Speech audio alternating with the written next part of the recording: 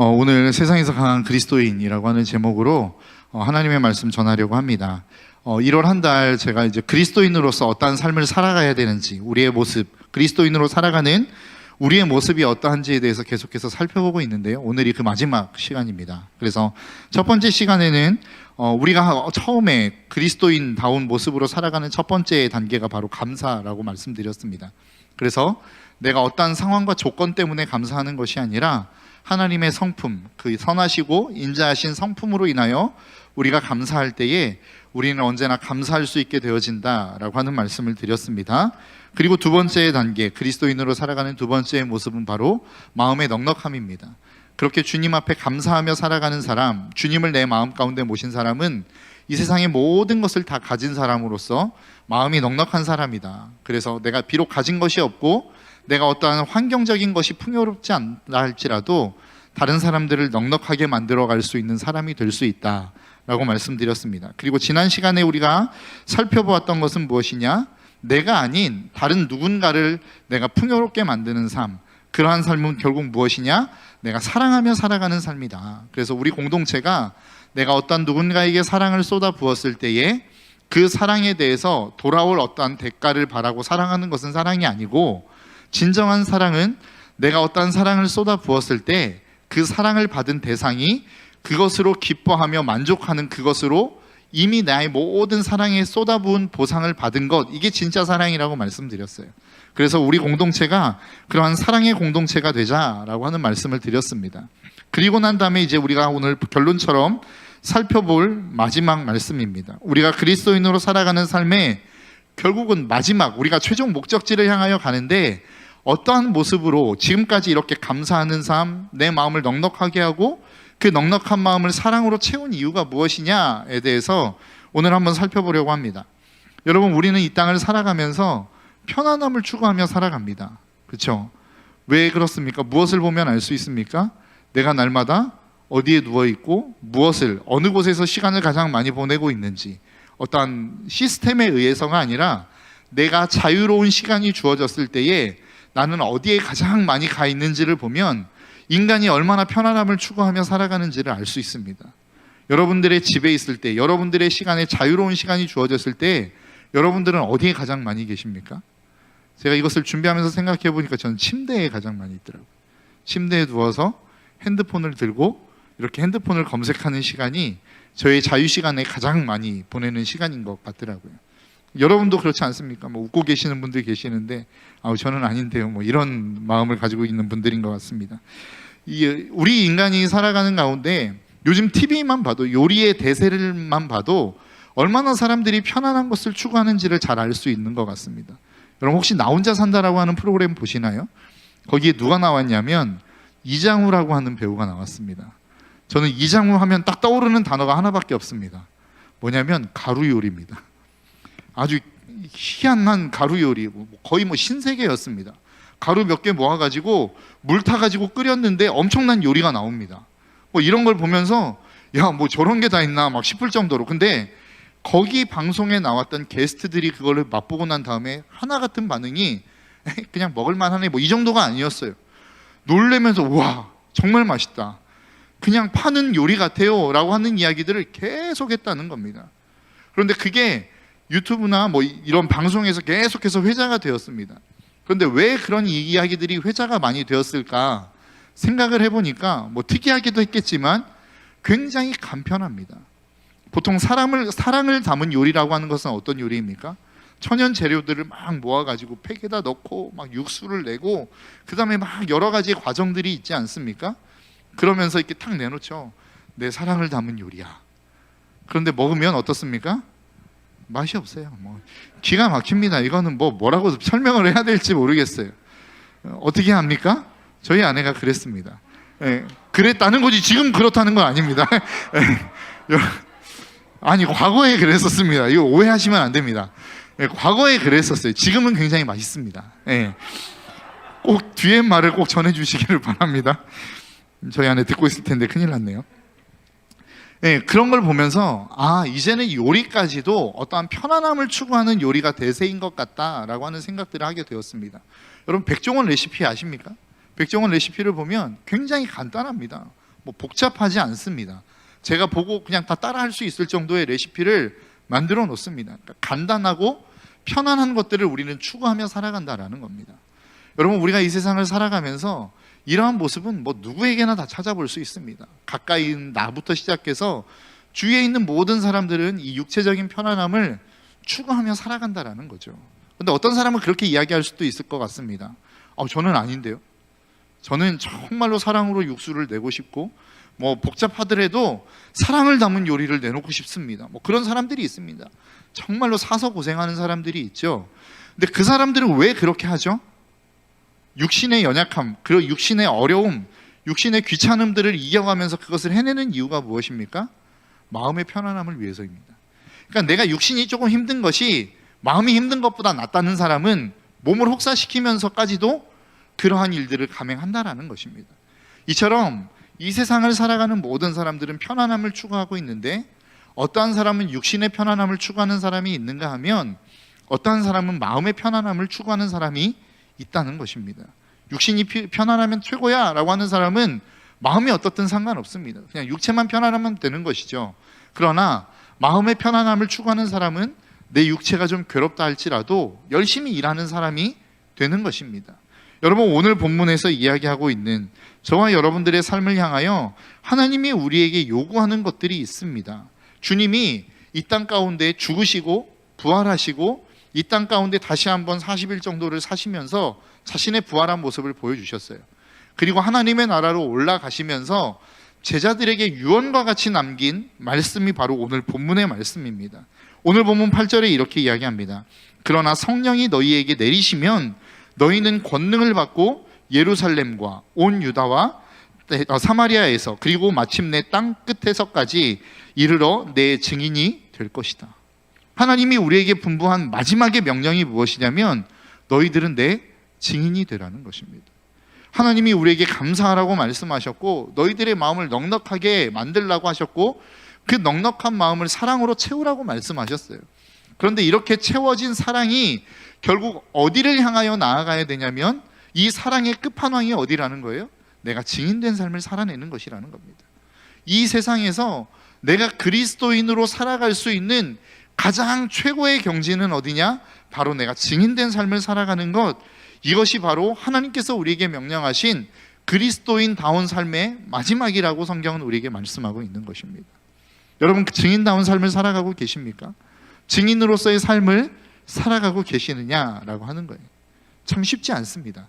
우리가 증인으로 살아간다라고 하는 것이 결코 쉽지 않습니다. 성경만 봐도 그렇고 우리가 증인으로서의 삶을 살아가는 그 모습을 끊임없이 살펴볼 때에도 마찬가지라고 저는 생각합니다.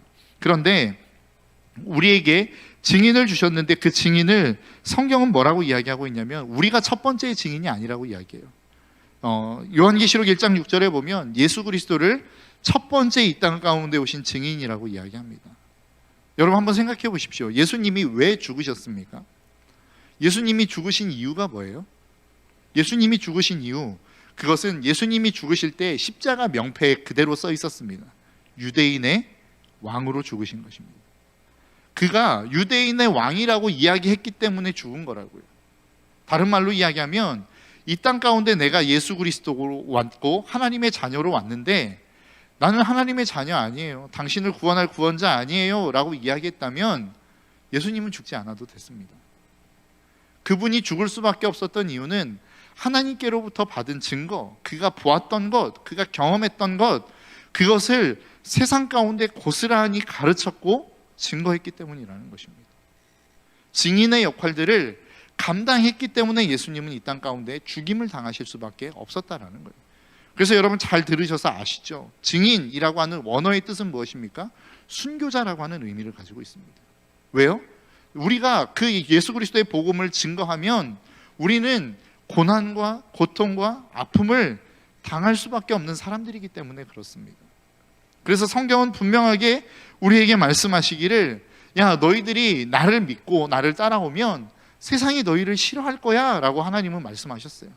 예수님은 우리에게 분명하게 증거하셨습니다. 야, 세상이 너희들을 미워할 건데 그 미워하는 것은 너희들을 미워하는 것이 아니라 나를 미워하는 거야 라고 이야기해요. 여러분 요한계시록을 보면 요한계시록에서 용이 나옵니다. 그 용이 싸우는 세 부류의 어떤 대상이 있어요. 첫 번째는 누구냐면 바로 아기입니다. 아기와 싸우고, 두 번째는 미가엘이라고 하는 천사와 싸웁니다. 그리고 세 번째는 그 아이를 낳은 여인과 싸웁니다. 그런데 그걸 놓고 보면 첫 번째, 두 번째는 용이 게임도 안 되게 져버립니다. 아기를 삼키려고 하지만 아기를 삼키지 못하고 고스란히 예수 그리스도께서 승천하시죠. 그리고 미가엘과 싸워서 완전히 패망을 합니다. 그래서 땅으로 쫓겨나요. 그리고 난 다음에 그 용이 하는 일이 무엇입니까? 그 여자를 괴롭히는 것입니다. 그 여자는 무엇을 상징합니까? 바로 교회를 상징하는 거예요. 그러니까 마귀가 최초에 누구를 괴롭히려고 했냐면 예수님을 괴롭히려고 했다고요. 예수님을 삼키려고 했다고요. 그런데 그 예수님을 그가 삼킬 수 있었습니까? 삼킬 수 없었습니다. 그는 예수님을 이길 수 없었어요. 그래서 그 마귀가 결국 괴롭히는 게 누구입니까? 바로 교회라는 것입니다. 왜요? 예수님의 시선과 예수님의 관심과 예수님의 사랑이 그 교회에 있기 때문에 그렇습니다. 그래서 우리가 신앙생활을 제대로 하면 제대로 할수록 세상의 핍박을 받을 수밖에 없는 이유가 무엇인 줄 아십니까? 하나님이 우리를 사랑하기 때문에 그렇습니다. 여러분 미션 임파서블이나 이런 영화들 여러분 보시지 않습니까? 영화의 내용과 똑같습니다. 주인공이 힘이 세요. 그래서 아무리 악당이 그 주인공인 톰 크루즈를 막 죽이려고 하고 괴롭히려고 해도 주인공은 도망 다닙니다. 나 여기 있지롱 메롱 따자봐봐라 이러고 그냥 도망 다닌다고요. 그러면서 여기저기 피해 다니고 죽이려고 해도 죽지도 않아요. 그리고 그 악당이 깨닫는 게 무엇입니까? 나는 얘를 사로잡을 수도 없고 이길 수도 없어. 그리고 난 다음에 차선책으로 찾는 게 뭐예요? 자신이 가장 사랑하는, 그 주인공이 가장 사랑하는 여인이나 가족을 사로잡죠. 그리고 전화합니다. 내가 네 가족 다 사로잡고 있어. 그러니까 똑바로 해. 이렇게 협박하지 않습니까? 이 내용이 교회에서, 그리고 지금 우리 이 세상에서 현재 일어나고 있는 일과 똑같다라는 거예요. 그 마귀라는 놈이 예수 그리스도를 괴롭히고 싶었어요. 예수님을 이기고 싶었어요. 그런데 그 예수님을 이길 수 없다는 것을 본인이 알아요. 예수님에게 엄청나게 깨졌죠. 이런 표현을 써서 죄송하지만 개박살 났습니다. 그리고 난 다음에 그가 예수님을 이길 수 없기 때문에 그가 차선책으로 선택한 게 누구예요? 바로 교회라는 겁니다. 예수님이 그토록 사랑하는 교회를 괴롭히면 예수님이 괴로워지시겠지라고 생각하며 교회를 괴롭히는 거라고요. 우리가 하는 일들이 무엇이냐? 그 괴로운 세상 속에서 야, 네가 계속해서 이렇게 해도 예수님 사랑한다라고 고백할래? 라고 하는 것들을 사단은 우리에게 끊임없이 도전한단 말입니다. 그 도전 속에서 하나님, 그래도 나는 증인으로 살아가겠습니다 라고 하는 이 결단이 있는 사람이 어떤 사람이다? 그리스도인으로서의 삶을 살아가는 사람이라는 겁니다. 여러분, 우리가 이 땅 가운데 왜 고난을 받습니까? 왜 힘든 삶을 살아갑니까? 내가 예수 그리스도를 믿었는데 나는 아무 잘못이 없는데 왜 세상이 우리를 미워합니까? 이유는 간단합니다. 우리가 증인으로서의 삶을 살아가기 때문에 그렇습니다. 편하게 살아갈 수 있는 방법 없습니까? 있습니다. 내가 증인으로 살아가지 않으면 되는 거예요. 내가 증인됨을 포기하면 되는 거라고. 야, 예수님, 너 예수님 믿어? 라고 이야기할 때 저 예수님 안 믿는데요. 몰라요, 그분 누군지 라고 이야기하면 우리의 삶은 편해질 수 있어요. 우리의 삶이 그렇게 세상 가운데 공격을 받지 않아도 된다고요. 그런데 왜 우리가 공격을 받습니까? 내가 본 것, 그 예수 그리스도의 나의 주인 되심, 그 예수 그리스도의 나의 영광, 나의 모든 것 되신 구원자 되시는 이것들을 내가 놓치지 못할 때 우리는 세상 가운데 고난을 받는 것입니다. 여러분, 사도행전에 보면 3장에서 예수님의 어떤 성령의 강림 사건을 경험하고 난 다음에 베드로와 요한이 기도하러 성전으로 올라갑니다. 성전으로 올라가서 어떤 일들이 일어나냐면 그 미문이라고 하는 곳에 앉아있는 안진뱅이를 고쳐버려요. 그러니까 사람들이 그 베드로와 요한에게 엄청난 시선이 집중되기 시작합니다. 도대체 이런 일들이 어떻게 일어날 수 있느냐라고 할 때 막 사람들이 모여듭니다. 그때 베드로와 요한이 무엇 하냐면 복음을 전합니다. 야, 우리가 죽인 예수 그리스도를 하나님이 살리셨어. 그분 부활하셨어. 그분 믿으면 우리는 다 살 수 있어 라고 복음을 증거하고 있을 때 누가 오냐면 종교 지도자들이 와요. 그러면서 뭐라고 얘기하냐면 그들을 잡아가 버립니다. 잡아가서 가두어 버려요. 그리고 자기들끼리 회의합니다. 야, 우리 어떻게 하면 좋냐? 야, 이 안진뱅이가 일어난 것은 진짜 사실인데 우리가 이걸 막을 수도 없고 쟤들이 자꾸 우리가 죽인 예수님을 살아났다라고 이야기하는데 어떻게 하면 좋아? 막 이야기할 때 그들이 내린 결론이 무엇이냐면 더 이상 복음을 가르치지 말게 하자, 더 이상 복음을 증거하지 못하게 하자라고 결론을 내립니다. 그러면서 그들을 협박하죠. 야, 이제 내가 너희들을 풀어줄 건데 너희들 지금 가르치는 그 내용 더 이상 가르치지 마라. 그때 베드로와 요한이 사도행전 4장 20절에서 뭐라고 이야기하냐면 우리는 보고 들은 것을 말하지 아니할 수 없다. 이게 증인의 삶이라는 거예요. 여러분, 무엇을 보셨습니까? 여러분, 교회 안에서 예배하러 오셨죠? 이 예배 안에서 여러분 도대체 무엇을 보고 돌아가십니까?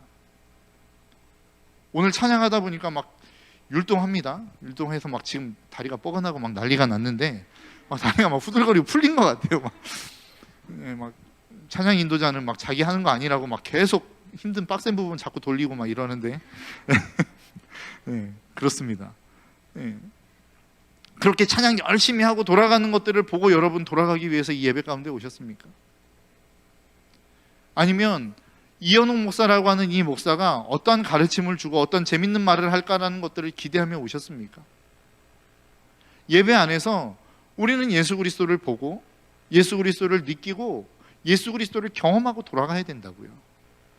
그분이 나에게 무엇이라고 말씀하시는지, 나의 주권자 되시는 그분이 나에게 어떠한 삶을 살아가기를 원하시는지, 내가 그 사람, 내가 나와 함께하는 사람들과의 관계 속에서 내가 어떠한 관계를 맺고 돌아가기를 원하시는지 우리는 분명히 듣고 돌아가야 된다고요.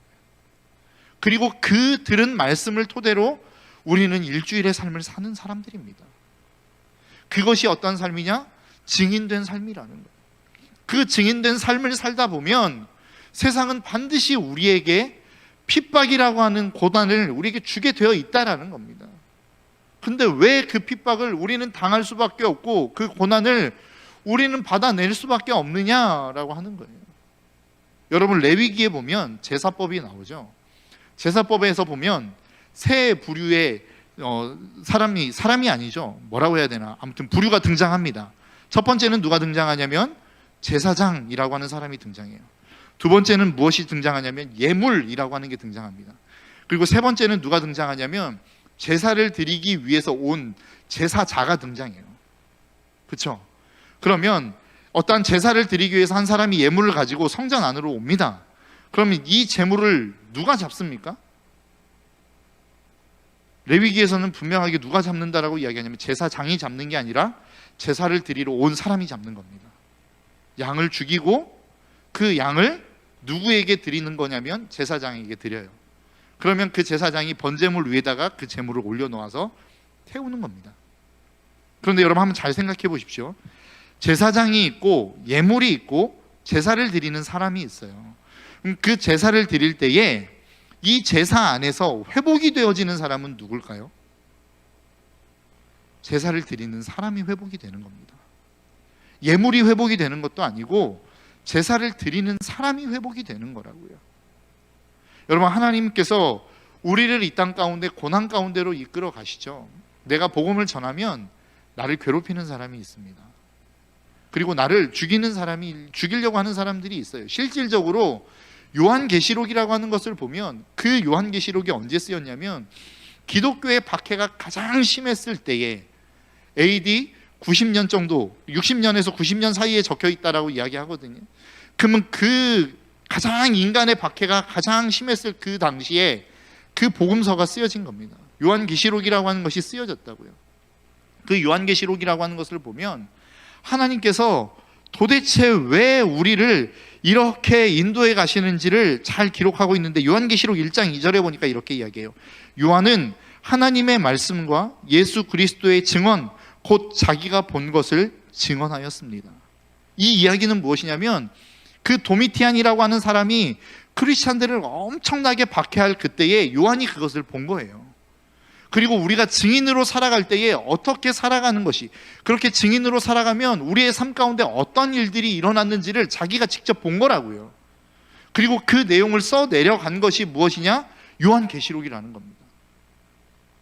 그 요한계시록의 내용을 보면 여러분 어떻게 보면 요한계시록에서 도미티안의 박해를 이야기할 때 문헌을 놓고 보면 사람이 말로 이야기할 수 없을 만큼의 끔찍한 일들이 일어납니다. 사람을 막 그냥 불로 태워 죽이는 것은 그냥 기본이고, 맹수에게 가서 물려 죽게 하고, 자기 자식 보는 앞에서 자기 자식이 막 맹견에게 물려 죽고 뜯겨 죽는 것들을 보게 하는 것들이 도미티안의 박해 시대에 있었다고요. 그러한 시대에 여러분 크리스찬들이 어떤 생각을 했을까요? 만일 여러분들의 인생 가운데 내가 이유 없이 예수 그리스도를 믿었다는 이유 하나만으로 박해를 받는다면 여러분 무슨 생각하시겠어요? 하나님, 도대체 내가 왜 이런 박해를 받아야 됩니까? 이런 생각하시지 않겠어요? 이유를 모르잖아요. 우리가 잘못 살은 것도 아니고 우리가 박해를 받는 이유는 단 하나예요. 내가 예수 그리스도를 믿는다라고 하는 그 이유 하나 때문에 박해를 받는 거예요. 그러니까 그 박해를 받는 사람들도 자기들이 왜 박해를 받는지 모르는 거라고요. 그렇게 박해를 받다가 어떤 일이 일어납니까? AD 96년 도미티안이라고 하는 황제가 죽습니다. 그리고 100년대로 넘어가요. 100년대로 넘어가는데 어떠한 일들이 일어나기 시작하냐면, 그때 당시 AD 100년 그 사이경이 로마 시대에 있어서 성적으로 가장 타락한 시대가 그때라고 이야기합니다. 그래서 로마에는 어떤 법이 있었냐면, 결혼해서 아이를 낳잖아요. 아이를 낳으면 법적으로 무엇이 보장되어 있었냐면, 기본적으로 아이가 낳고 난 다음에 8일 동안 아이를 부모가 죽일 수 있도록 허락을 해줬어요. 왜 그랬냐면, 그렇게 워낙 성적으로 문란했기 때문에 이 아이를 딱 낳고 봐서 이 아이가 나를 닮아서 내 아이라고 하는 확신이 있으면 8일 동안 살려놓고 살리는 거예요. 그런데 8일 동안 딱 지켜보다가 나를 닮지 않았어, 이 아이는 내 아이가 아니야 라고 생각이 들면 죽어도 법적으로 문제가 없는 그러한 법을 로마 시대에 만들어 놨다니까요. 그래서 참 나쁜 놈들이죠. 남자가 나쁜 놈들입니다. 그러면서도 남자가 무엇을 원하냐면, 그렇게 처녀가 없는 그 시대 속에서 자기의 사위만큼은, 그리고 자기의 며느리만큼은 처녀를 얻고 싶은 거예요. 그런데 그들에게 소문이 들려옵니다. 처녀가 있다더라. 그게 누군데? 예수 믿는 사람들이래. 그래서 그 당시 AD 100년부터 시작해서 크리스찬 여성들이 귀족이나 왕가로 시집을 가게 되어집니다. 그렇게 시집을 가기 시작해서 보통 아이의 육아는 누가 담당합니까? 엄마가 담당을 하죠. 그러면서 그 당시의 로마 시대가 크리스찬의 문화로 바뀌어가기 시작합니다. 그런데 많은 학자들이 도대체 이 시대, 이렇게 로마가 하나님의 백성으로 바뀌어져가는, 하나님의 나라로 바뀌어져가는 첫 시작점이 어디냐라고 했을 때에 그 지점을 도미티안의 박해로 찝는 학자들이 엄청 많다는 거예요. 여러분 한번 생각해 보십시오. 도미티안의 박해를 받으며 죽어갔던 크리스찬들, 왜 내가 죽어야 되는지 이유를 알지 못하는 사람들이 있었어요. 그런데 시간이 지나 100년이 지나고 200년이 지나고 난 다음에 수많은 사람들이 이야기하기를 뭐라고 이야기하냐면, 그때 당시에 믿음을 지켜갔던 그 사람들, 그렇게 하나님의 말씀으로 자기의 순교를 감당했던 사람들, 그 사람들이 있었기 때문에 로마가 살아났다라는 거예요. 여러분, 우리가 로마서 12장에 보면 뭐라고 우리를 표현하고 있냐면, 야, 하나님 앞에 너희를 거룩한 산 제물로 드려라. 로마서 12장 1절입니다. 형제자매 여러분, 그러므로 나는 하나님의 자비하심을 힘입어 여러분에게 권합니다. 여러분의 몸을 하나님께서 기뻐하실 거룩한 산 제물로 드리십시오. 이것이 여러분이 드릴 합당한 예배입니다. 주일에 드리는 이 예배를 우리도 드려야 되죠. 그러나 로마서에서 이야기하는 바울이 가장 중요하게 여겼던 예배는 무엇이냐면, 우리가 삶에서 드리는 삶의 예배였다라는 거예요. 그럼 도대체 그 삶의 예배는 무엇이냐라고 하는 거죠. 아까 레위기서에서 우리가 제사법에서 봤던 것처럼 제사장이 있고 예물이 있고 제사를 드리는 사람이 있어요. 이 제사를 드리는 사람은 누구냐? 분명하게 이 예물을 죽여야 되는 사람입니다. 무슨 이야기인지 이해가 되십니까? 제사를 드리려고 나온 사람은 반드시 예물을 죽여야 된다고요. 그럼 그 예물은 도대체 뭐예요? 오늘 본문이 아니죠. 로마서 12장 1절에서 이야기하고 있는 그 산 제물은 무엇이냐? 바로 저와 여러분이라는 거예요. 누군가가 우리를 죽이려고 할 때에 우리는 그냥 죽어지는 존재라는 거예요. 그렇게 하면 어떻게 된다는 거예요? 나를 죽였던 그 누군가가 나의 희생으로 말미암아 살아날 수 있는 기회를 얻게 된다는 거예요. 그가 나오는 나에게 보여주는 어떤 고난이 있죠. 그 고난을 내가 왜 당해야 되는지 우리는 몰라요. 그 사람은 왜 나를 괴롭히지? 나를 왜 이렇게 미워하지? 우리는 이유를 알 수 없다고요. 그런데 하나님은 어떻게 하시겠다라는 거예요? 우리를 그렇게 나를 괴롭히고 그 괴롭힘 가운데 내가 아무 말 하지 않고 눈물 흘려 쏟아 기도하는 그 희생과 헌신을 하나님은 뭘로 받으시겠다는 거예요? 제사와 제물로 받으시겠다는 거예요. 그래서 그 사람은 알 수 없어요. 그 사람도 자기가 왜 나를 그렇게 미워하고 괴롭히는지 알 수 없어요. 그러나 그 괴롭힘의 모습이 결국은 뭐가 된다라는 거예요? 내가 제물이 되고 제사가 되어서 그 사람을 회복시키는 능력을 내가 그렇게 희생을 통하여 만들어낸다는 겁니다. 하나님께서 우리에게 증인되어진 삶, 희생의 삶, 헌신의 삶을 우리에게 그렇게 요구하고 있는 거예요. 너 진짜 사랑하니? 너 사랑의 희생을 다 쏟아부어서 그 사람이 만족하고 기뻐하는 것으로 그냥 만족하는 것으로 끝날 수 있어? 그 사랑이 너희들 공동체 안에 충만해? 그러면 우리가 그 다음에 나아갈 단계가 뭐라는 거예요? 증인의 삶이라는 겁니다. 희생의 삶이라는 겁니다. 나를 들여서 그 누군가 나를 핍박하는 그 사람을 살려내는 삶을 우리는 살아갈 수 있어야 된다는 거예요. 하나님이 저와 여러분들에게 그 삶을 요구하고 있는 거예요. 그래서 오늘 본문은 뭐라고 이야기합니까? 제자들의 관심은 온통 뭐에 있었어요? 우리 이스라엘의 나라를 하나님 언제 회복시켜 주실 겁니까? 성령이 우리에게 임하시면 우리의 나라가 회복되어집니까? 오늘날로 이야기하면 우리의 식으로 이야기로 따오면 성령님이 우리 가운데 임하시면 내 삶의 모든 문제가 해결되어집니까? 라고 물어보는 거라고요. 진학의 문제, 직장의 문제, 관계의 문제가 다 해결됩니까? 라고 물어보는 거라고요. 그때 주님이 우리에게 뭐라고 말씀하시는 거예요? 야, 그 문제가 해결되고 말고는 네가 염려할 바가 아니라는 거예요. 네가 생각할 바가 아니라는 거예요. 너의 삶은 뭐라는 거예요? 어떠한 누군가를 살리기 위해서 너를 그렇게 핍박하고 고통스럽게 하고 아프게 하는 그 사람의 삶을 받아내라는 겁니다. 네가 죽어짐으로 말미암아 그 사람을 살려낼 수 있는 증인의 삶, 예물의 삶, 산 제사의 삶을 네가 살아내라는 거예요. 그래서 그리스도인이 가는 곳은 어떤 역사가 일어납니까? 영혼이 살아나는 역사가 일어나는 거예요. 왜요? 그 영혼을 내가 받아내기 때문에. 그 사람이 나를 어떤 방식으로 대우한다 할지라도 나의 삶을 하나님 앞에 제물로 드림으로 말미암아, 산 제사로 드림으로 말미암아 내가 죽어져서 그 사람의 영혼을 회복시키는 거라. 스데반이 그렇지 않습니까? 스데반이 복음을 전하다가 돌로 맞아 죽었어요. 그리고 난 다음에 그가 부장에 가보면 예수님을 믿는 사람들을 핍박하러 가다가 다메섹 도상에서 예수님을 만납니다. 그 예수님을 만난 그 만남의 사건이 여러분 우연히 일어났을까요? 그렇지 않습니다.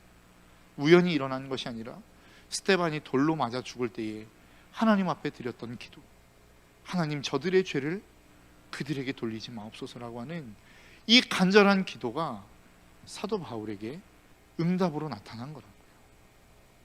사도 바울은 끊임없이 그가 써내려갔던 서신서 13권 가운데 끊임없이 이야기합니다. 나 같은 사람이 어떻게 구원을 받을 수 있습니까? 나 같은 사람이 어떻게 구원을 받을 수 있었습니까? 라고 이야기할 때 아마도 사도 바울은 기억했을 거예요. 그의 머릿속에 생각하고 있는 게 있었을 거예요. 나의 이 구원은 스데반의 기도, 그가 죽어가며 던졌던 하나님 저들의 죄를 저들에게 돌리지 마옵소서라고 하는 이 기도 때문에 하나님이 그 기도의 응답으로 자신을 구원하셨다라고 하는 사실을 사도 바울은 인지하고 있었을 것입니다.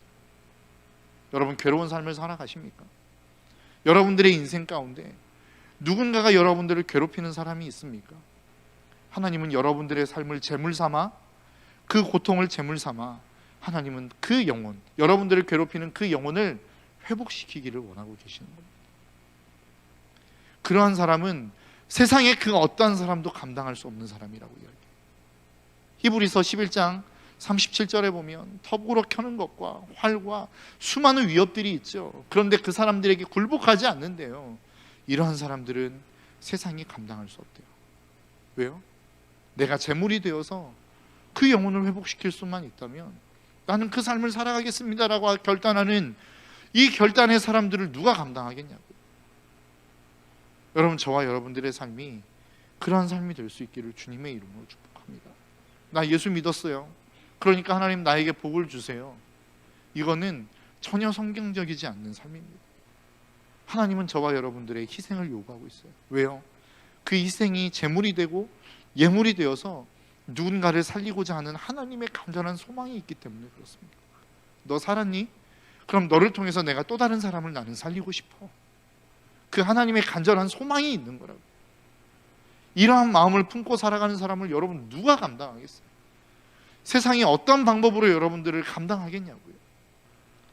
저는 올 한 해 우리의 청년들이 이러한 사람들로 좀 자라갈 수 있었으면 좋겠습니다. 한순간에 되어지진 않겠죠. 그래서 시작하는 겁니다. 도대체 하나님이 우리에게 뭐라고 말씀하시는지 그 음성을 듣는 것에서부터 시작하고 싶습니다. 여러분, 이 성경 이도 훈련에 여러분 꼭 동참해 주셨으면 좋겠어요. 그래서 하나님의 말씀을 읽으며 그 말씀 안에서 하나님이 도대체 나에게 무엇을 원하시는지를 발견하며 나아가는 저와 여러분들이 될 수 있었으면 좋겠습니다. 그래서 여러분들이 가는 곳곳마다 영혼들이 살아나고 깨어나는 이 놀라운 회복이 저와 여러분들의 삶 가운데 있기를 주님의 이름으로 축복합니다. 이 시간 함께 우리 찬양하며 나아갔으면 좋겠습니다. 우리 주님 다시 오실 때까지 함께 찬양하겠습니다.